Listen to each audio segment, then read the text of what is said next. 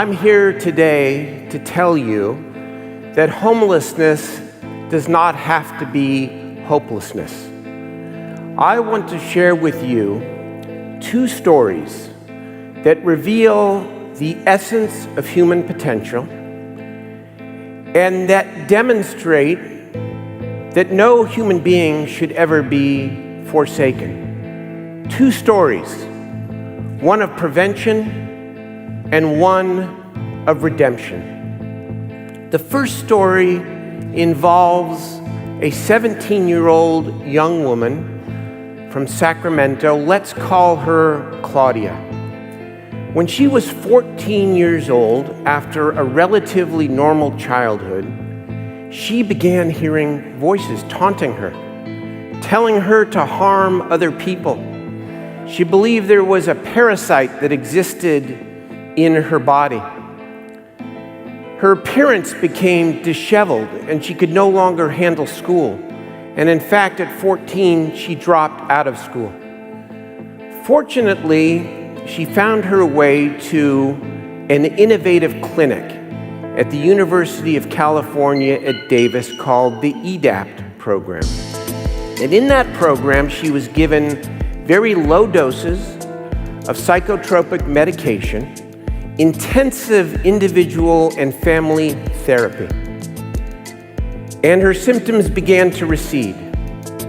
So much so, and gradually better, that by the end of her 16th year, by the time she became 17, she was back in school full-time, had an active social life, is graduating high school this year, and is planning to go to college without any symptoms and without any fear that she is going to have a relapse of those symptoms.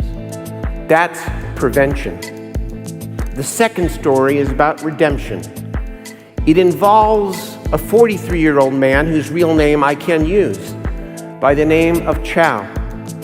Chow was a refugee from Laos who was brought to this country at age 2 without his parents and lived in California's foster care system, where he was the victim of tremendous trauma and abuse. He somehow made it through childhood, but by the time he got to his late 20s, he was not well.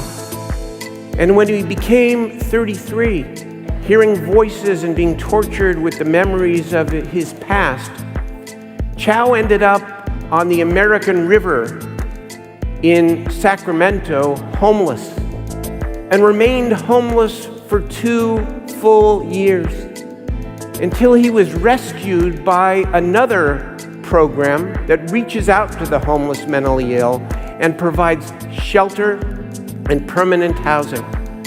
And when Chow first got into housing, he would only sleep in the closet because he was fearful that others would attack him.